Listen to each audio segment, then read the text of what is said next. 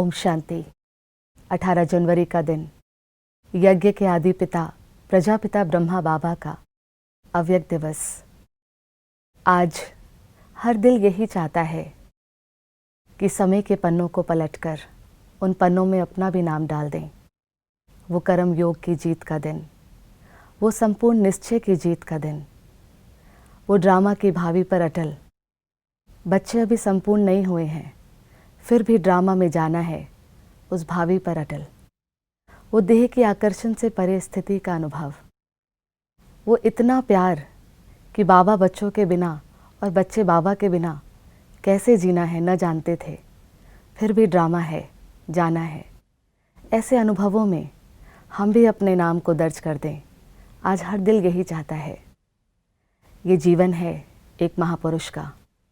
18 जनवरी 1969 से पूर्व कुछ वर्षों की अविस्मरणीय यात्रा को देखते हैं। बात है माउंट आबू राजस्थान की, जब ब्रह्मा बाबा और 350 बच्चे, जिनमें कई परिवार थे, 6 वर्ष के, 9 वर्ष के छोटे छोटे बच्चे भी ब्रह्मा बाबा के साथ पाकिस्तान विभाजन के पश्चात भारत में माउंट आबू में आ गए थे। एक अलौकिक दिनचर्या पहले से ही जीते थे, जिसमें रोज परमात्मा के महावाक्यों को सुनना, अध्ययन करना, पढ़ना, अपने जीवन की धारणा बनाना, ये उनकी दिनचर्या रहती थी। सन 1936 से 1950 तक 14 वर्ष अपनी तपस्या का समय रहा और भारत में आने के पश्चात ब्रह्मा बाबा के निर्देश द्वारा कोई कोलकाता, बॉम्बे, दिल्ली ऐसी सेवाओं में बाबा भेजा करते। इतना विस्तार होने के बाद भी ब्रह्मा बाबा को अपने पुरुषार्थ का ख्याल बहुत रहता था। बाबा हमेशा अपने पुरुषार्थ पर बहुत अटेंशन रखते थे। हमेशा उनको यही रहता था कि सीख कर सिखाना है, करके कराना है, याद का स्वरूप बनकर याद दिलानी है। ऐसा नहीं कि कह दिया, करना है, स्वरूप होना है और फिर सिखाना है। ऐसे अनेकों अनुभव हैं। बाबा जब भोजन करते थे तो हमेशा अपने को याद दिलाते थे कि शिव बाबा के भंडारे से खा रहे हैं। जब भी भूलते थे तो बाबा अपने को चुटकी काटते थे और अपने मन से कहते थे, मन तुम कैसे भूल जाते हो, भगवान के भंडारे से लेते हैं। इसी तरह बाबा बच्चों के साथ बैडमिंटन भी खेलते थे और उस समय भी बच्चों को शिक्षा दे देते थे कि हाथों से भले खेल खेल रहे हैं पर मन मनाभव रहना चाहिए, मन शिव बाबा की याद में रहना चाहिए। बाबा बच्चों के साथ बगीचे में भी घूमा करते थे। उस समय भी बाबा कई सुंदर फूल को देखकर बीज का ज्ञान देते थे कि देखो बच्चे, ये फूल इतना सुंदर कैसे है, ये बीज का गुण है। आत्मा जो बीज है उसमें शांति प्रेम का गुण है, उसे बाबा की याद से हमें खिलाकर रखना है। ऐसा ही एक बार अपना अनुभव जगदीश भाई साहब सुनाते हैं। जब बाबा से मिलने पहली बार मधुबन माउंट आबू आए थे तो ब्रह्मा बाबा से ही पूछा, ब्रह्मा बाबा से मिलना है। क्यों? ब्रह्मा बाबा को देखा नहीं था, बस मिलने आ गए थे। ब्रह्मा बाबा उस समय सफाई का कार्य कर रहे थे तो जगदीश भाई साहब की आंखों में आंसू आ गए। यज्ञ प्रमुख होने के बाद भी बाबा ने हर कर्तव्य करके सिखाया। ठीक इसी तरह और अनेकों अनुभव हैं। दादी प्रकाश मणि जी सेवाओं के लिए ज़्यादातर बॉम्बे होते थे, पर हमेशा ही बाबा के पास मधुबन आने की खींच होती थी। दादी हर महीने पार्टी को लेकर मधुबन बाबा से मिलने आ जाती थी। बाबा और बच्चे, कई बच्चे इतने छोटे थे यज्ञ में जिन्होंने अपने लौकिक माता पिता से बहुत अधिक प्यार ब्रह्मा बाबा से ही पाया था।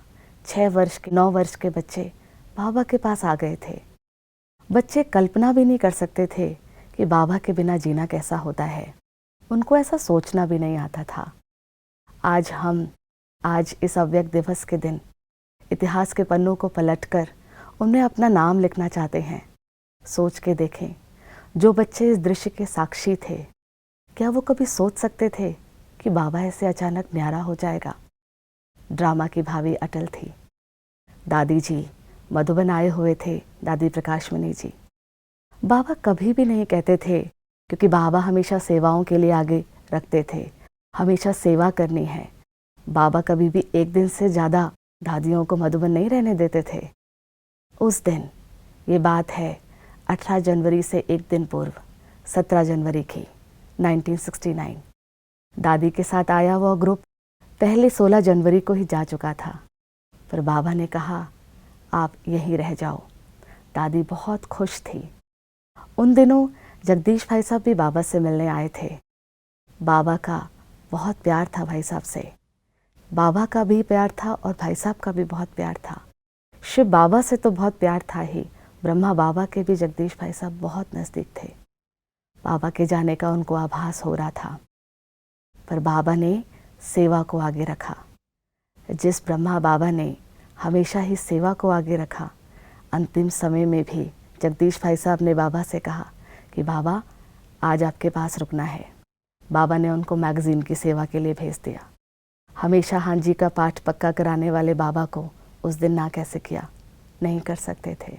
हाँ जी कहा और चले गए। 17 जनवरी को बाबा ने दादी जी को पूरा ही मधुबन घर, पांडव घर दिखाया, पांडव भवन घुमाया। हालांकि दादी सब जानते थे, फिर भी जैसे एक पिता आगे जाता है, पीछे बच्चों के संभालने में कोई कमी ना रह जाए, तो भरपूर करके समझा के जाता है। एक एक कोना दिखाया, सब कुछ समझाया। और साथ ही 17 जनवरी के दिन बाबा ने ये भी कह दिया था कि बच्चे ज़्यादा आएंगे तो एक ज़मीन और ले लेनी है। तो उसी दिन बाबा ने एक और, जहाँ आज म्यूज़ियम है पांडव भवन के बगल में, उस प्रॉपर्टी को भी ले लिया था, उसका भी रजिस्ट्री करा लिया था। वेरी नेक्स्ट डे 18 जनवरी के दिन बाबा का स्वास्थ्य ठीक नहीं था। सुबह से ही बाबा की तबीयत कुछ ठीक नहीं थी। ऐसा कभी भी नहीं हुआ 1936 से लेकर आज तक कि बाबा मुरली में ना आए। उस दिन दादी ने कहा बाबा आपका स्वास्थ्य ठीक नहीं है, आज आप आराम करो। बाबा ने पहली बार कहा था ठीक है बच्चे। दादी को कुछ अजीब तो लगा, पर आज्ञा मानी और क्लास कराने दादी चले गए। जब दादी क्लास करा के वापस आए तो दादी ने देखा कि बाबा पत्र लिख रहे हैं। बहुत से पत्र रखे थे और बाबा उनके आंसर लिख रहे थे। दादी ने कहा बाबा कल कर लेना। बाबा ने कहा नहीं, ये आज ही करना है। और हर एक पत्र को आंसर करते हुए बच्चे के नाम सहित आंसर किया। इतना बाबा ने प्यार बच्चों को दिया। शाम का समय हुआ, बाबा ने दादी को कहा कि सभी बच्चों को कह दो कि आज रात्रि का भोजन थोड़ा जल्दी कर लें, बाबा रात्रि क्लास लेंगे। दादी ने फिर एक बार कहा बाबा आपका स्वास्थ्य ठीक नहीं है। तो बाबा ने कहा बच्चों के संकल्प चल रहे हैं, बाबा आज सुबह से मिला नहीं है, तो बच्चों के मन में ये उल्हाना न रह जाए, बाबा बच्चों से मिलेगा। तो बाबा ने रात्रि क्लास कराई।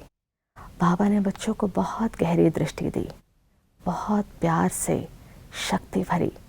बहुत देर तक बाबा ने दृष्टि दी और जाते समय बाबा ने बच्चों को 3 शब्दों से संबोधित किया, निराकारी, निर्विकारी, निरहंकारी। बाबा ने कहा बच्चे, अब बाबा बच्चों से छुट्टी लेता है। बच्चों को यह अनुभव हो रहा था क्योंकि बाबा हर रोज़ बच्चों को गुड नाइट कह के जाता था, और आज बाबा ने कहा बाबा बच्चों से छुट्टी लेता है। बच्चे बाबा के प्यार में इतना डूबे थे कि शब्द को बहुत ज़्यादा अंदर तक लिया नहीं, प्यार में खोए हुए थे।